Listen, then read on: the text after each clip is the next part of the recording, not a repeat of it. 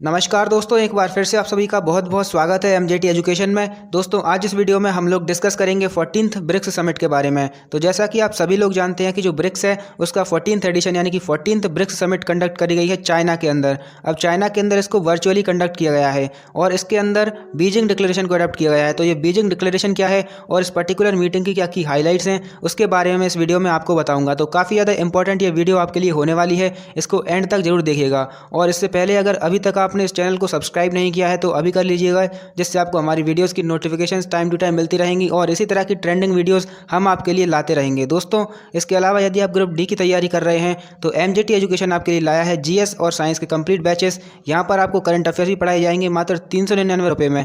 तो यदि आप ग्रुप डी की तैयारी कर रहे हैं तो अभी इस पर्टिकुलर बैच को ज्वाइन कर सकते हैं, जहाँ पर सिर्फ 399 में आपको ये चीज़ें प्रोवाइड करवाई जा रही हैं और ये जो प्राइस है ये कभी भी बढ़ सकती है। दोस्तों यहाँ पर आपको टॉपिक वाइज क्लासेस मिलेंगी, डिटेल्ड पीडीएफ मिलेंगे और प्रैक्टिस सेट भी मिलेंगे। साथ में आपको स्ट्रेटजी भी बताई जाएगी कि किस तरह से आप अपनी जो प्रिपरेशन है उसको और बेहतर बना सकते हैं। तो दोस्तों यदि आप इनको ज्वाइन करने का सोच रहे हैं तो अभी ज्वाइन कर सकते हैं। इसकी लिंक आपको इस वीडियो को डिस्क्रिप्शन में प्राप्त हो जाएगी। दोस्तों इसके अलावा यदि आपका कोई डाउट है इस पर्टिकुलर बैच से संबंधित तो आप हमारे नंबर पर डायरेक्टली कॉन्टैक्ट करके पूछ सकते हैं। यहाँ पर आपको डिस्क्रिप्शन में एक नंबर प्रोवाइड किया गया है। इसके अलावा चलिए स्टार्ट करते हुए मैं आपको बताता हूँ बीजिंग डिक्लेरेशन आखिरकार है क्या। तो बेसिकली बीजिंग डिक्लेरेशन है कुछ नहीं, यहाँ पर हो क्या रहा है कि जो चाइना के अंदर कंडक्ट करी जा रही है मीटिंग, उसकी जो कैपिटल है बीजिंग, उसके अंदर ये पर्टिकुलर मीटिंग हेल्ड करी गई है।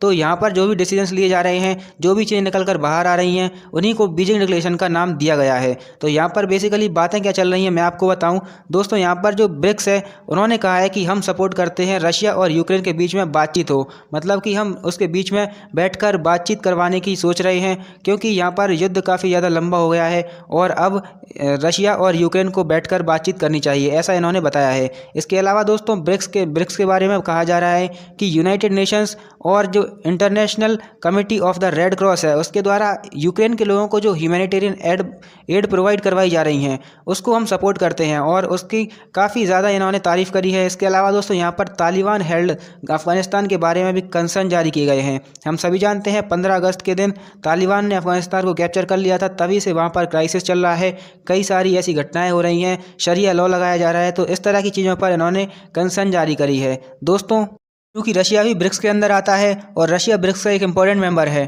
तो उसका क्या रिस्पांस रहा उसके बारे में देख लेते हैं। तो दोस्तों यहाँ पर रशिया ने अपनी मिस्टेक्स को छुपाते हुए, अपनी इकोनॉमिक पॉलिसीज़ के मिस्टेक्स को छुपाते हुए उसने पूरा का पूरा जो इल्ज़ाम है वो अमेरिका और वेस्टर्न कंट्रीज़ पर डाल दिया है, जैसे कि यूरोपियन जो कंट्रीज़ हैं उनके ऊपर डाल दिया है। उनका कहना है कि ये लोग फाइनेंशियल मैकेनिज्म का प्रयोग कर रहे हैं हमारे खिलाफ सैंक्शंस लगा रहे हैं। तो इस तरह की बातें रशिया ने यहाँ पर करी हैं। इसके अलावा चाइना की क्या पोजीशन है, क्योंकि चाइना में तो हो ही रही है, चाइना इसकी प्रेसिडेंसी कर रहा है इस बार। तो यहाँ पर चाइना का कहना है कि जो मेंबर्स हैं सारे के सारे ब्रिक्स के, उन्हें कोल्ड वॉर की जो मेंटालिटी है यहाँ पर बन चुकी है उसको भूलना होगा, ऐसा कुछ नहीं होने वाला है उन्होंने बताया है। और यहाँ पर उन्होंने अमेरिका और यूरोपियन यूनियन की यूनिलैटरल सैंक्शंस के बारे में बात करते हुए उन्होंने उसका भी विरोध किया है। दोस्तों इसके अलावा चाइना ने बात की है ग्लोबल सिक्योरिटी इनिशिएटिव की। ग्लोबल सिक्योरिटी इनिशिएटिव के बारे में मैं आपको बताऊं तो ये चाइना का एक इनिशिएटिव है जिसमें ग्लोबल सिक्योरिटी पर फोकस किया जा रहा है। लेकिन अब ग्लोबल सिक्योरिटी पर फोकस करते हुए चाइना ये खुद भूल चुका है कि चाइना खुद ही पूरी ग्लोबल सिक्योरिटी पर एक बहुत बड़ा थ्रेट है। तो यहाँ पर इन्होंने ऐसी बातें करी हैं। इसके अलावा टेररिज्म पर भी बात हुई है। तो टेररिज्म पर क्या बात करी गई है दोस्तों, तो यहाँ पर बताया गया है कि जो ब्रिक्स कंट्रीज़ हैं वो ये चाहती हैं कि यूएन सिक्योरिटी काउंसिल, जिसके पास ये अथॉरिटी है कि वो ब्रिक्स उसके पास ये अथॉरिटी है कि जो टेररिज्म पर जितनी भी चीज़ें होती हैं, जो कंट्रीज उसको सपोर्ट करती हैं, जो चीज़ें उसको सपोर्ट करती हैं, उन पर सैंक्शन लगा सके। ये अथॉरिटी है यूएन सिक्योरिटी काउंसिल की, तो उसको ये काम करना होगा यहाँ पर।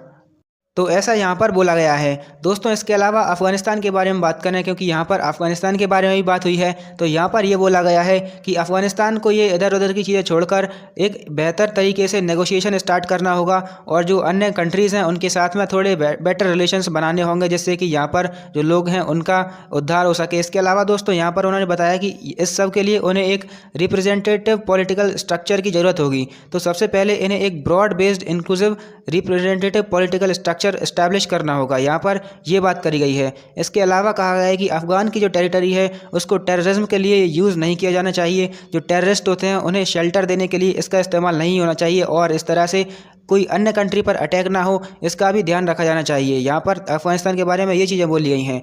अब इंडिया का क्या स्टैंड है, क्योंकि यहाँ पर इंडिया ने भी कुछ बोला होगा, तो इंडिया ने यहाँ पर फोकस किया है ब्रिक्स की इम्पोर्टेंस पर, क्योंकि जो पेंडेमिक है वो अब ख़त्म हो चुका है, कोरोना वायरस जा चुका है। तो इस तरह से ग्लोबल इकोनॉमिक रिकवरी में ब्रिक्स की क्या इंपॉर्टेंस हो सकती है, हम क्या काम कर सकते हैं, इन चीज़ों पर हमारे जो प्राइम मिनिस्टर हैं उनके द्वारा फोकस किया गया है। दोस्तों इसके अलावा अब ब्रिक्स के बारे में मैं आपको बताऊं, क्योंकि ये तो सारी हाइलाइट्स हमने जान ली हैं। जो चाइना का रिस्पांस, रशिया का रिस्पांस, बीजिंग डिक्लेरेशन क्या है, इन सभी चीज़ों के बारे में हम जान चुके हैं। अब मैं आपको बताता हूं ब्रिक्स के बारे में। तो जो ब्रिक्स जो एक ऑर्गेनाइजेशन है, ये एक इंटरनेशनल ऑर्गेनाइजेशन है ऐसी कंट्रीज़ की जो एमर्जिंग कर रही हैं, जिनकी इकोनॉमीज़ एमर्ज कर रही है। इसमें 5 कंट्रीज शामिल हैं। इनके नाम यहाँ पर दिए गए हैं: Brazil, Russia, India, China and south Africa. ये पांचों की पांचों कंट्रीज़ ब्रिक्स के अंदर आती हैं और इन्हीं के ऊपर इसका नाम ब्रिक्स रखा गया है, जिसके बारे में मैं आपको आगे बताऊंगा। यहाँ पर इनके ऑफिशियल हेड्स की इमेजेस दी गई हैं, आप देख सकते हैं। इनके पीछे इनके फ्लैग्स दिए गए हैं। इनका ऑर्डर थोड़ा सा अलग है, यहाँ पर ये मोदी जी हैं और इंडिया का फ्लैग यहाँ पर दिया हुआ है। इसके अलावा ये चाइना के हैं, शी जिनपिंग, इनका फ्लैग यहाँ पर है। ये रशिया के हैं, इनका नाम है पुतिन, हम सभी जानते हैं, और यहाँ पर इनका फ्लैग है। ये हैं साउथ अफ्रीका के प्रेसिडेंट रामाफोसा और इनका फ्लैग यहाँ पर दिया गया है। और ये हैं ब्राज़ील के बोल्सोनारो और इनका जो फ्लैग है वो यहाँ पर दिया गया है। इसके अलावा दोस्तों अब इसके ओरिजिन की बात करें तो ब्रिक्स को बनाने की जो शुरुआत करी गई थी सबसे पहली बार 2006 में 4 कंट्रीज़ के फॉरेन मिनिस्टर्स की मीटिंग हुई थी, जिसमें साउथ अफ्रीका शामिल नहीं था। उस समय साउथ अफ्रीका को शामिल नहीं किया गया था, साउथ अफ्रीका को 2010 में शामिल किया गया है। तो उस समय 4 कंट्रीज़ थी जिनका नाम ब्रिक था।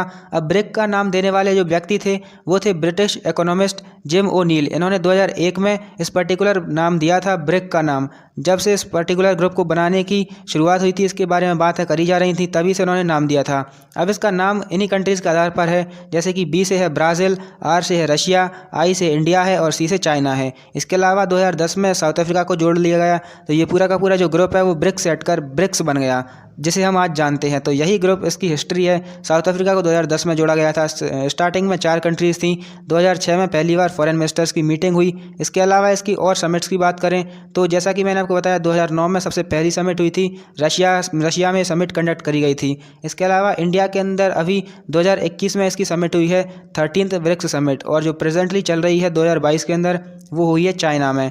अब इसकी जो प्रेसिडेंसी है वो वेराई कैसे करती है, क्योंकि इसका कोई एक पर्टिकुलर हेडक्वार्टर नहीं है। इसकी जो प्रेसिडेंसी है वो इनके एक्रोनिम के हिसाब से चलती है, जैसे कि यहाँ पर लिखा हुआ है ब्रिक्स। तो अब ब्रिक्स किस तरह से चलेगी, तो सबसे पहली बार मान लीजिए कि ब्राज़ील में मीटिंग हुई, उसके बाद रशिया में होगी, उसके बाद इंडिया में, क्योंकि 2021 में इंडिया में हुई थी। तो अब इंडिया के बाद आई के बाद आता है सी, तो 2022 में होगी चाइना में, जो अभी चल रही है। अब चाइना के बाद 2023 के अंदर कहाँ पर होगी, साउथ अफ्रीका में। तो इसी तरह से इसकी जो वो है, जो पर्टिकुलर प्रेसिडेंसी है वो चलती है ब्रिक्स के नाम के हिसाब से। उसके बाद से फिर से ब्राज़ील से स्टार्ट हो जाएगी। तो इसी तरह से यहाँ पर इनकी जो प्रेसिडेंसी है वो वेराई करती है। तो ये सारी की सारी चीज़ें यहाँ पर ब्रिक्स की चीज़ें हैं। अब इसके बाद मैं बात कर लेता हूँ international committee of the red cross की, क्योंकि इस वीडियो में इसके बारे में भी बात करी गई है। तो इसके बारे में मैं आपको बताऊं तो ये बेसिकली एक ह्यूमैनिटेरियन ऑर्गेनाइजेशन है और इसका जो हेडक्वार्टर है वो जेनेवा स्विट्ज़रलैंड के अंदर स्थित है। तो ज़्यादा चीज़ें इसके बारे में जानने के लिए इम्पोर्टेंट है नहीं, लेकिन एक सबसे इम्पोर्टेंट चीज़ ये है कि इस पर्टिकुलर ऑर्गेनाइजेशन ने 3 बार नोबेल प्राइज़ जीता है, मतलब 3 बार इसको नोबेल प्राइज़ से सम्मानित किया जा चुका है। तो यहाँ पर ये चीज़ आपको जानने लायक है और ये इम्पोर्टेंट भी है। इसके अलावा इसके कुछ मिशंस हैं, वही जो यहाँ पर यदि कोई युद्ध होता है, यदि कोई वहाँ पर इंटरनल वायलेंस होता है, तो उसके जो लोग होते हैं, वहाँ के लोग होते हैं, उन्हें एड प्रोवाइड करना, उन्हें जो क्राइसिस है उससे बचने के लिए उन्हें जो चीज़ें चाहिए, मतलब एक तरह से उन्हें सहायता प्रदान करने का काम ये पार्टिकुलर ऑर्गेनाइजेशन करती है। और यहाँ पर भी यूक्रेन के द्वारा ये चीज़ें करी जा रही हैं, मतलब यूक्रेन के अंदर इस पर्टिकुलर ऑर्गेनाइजेशन के द्वारा ये सारी की सारी चीज़ें करी जा रही हैं। तो दोस्तों यहाँ पर हम इस वीडियो को एंड करते हैं। हमने इस वीडियो में जाना, एक बार आपको हाईलाइट बता देता हूँ कि हमने इस वीडियो में क्या जाना।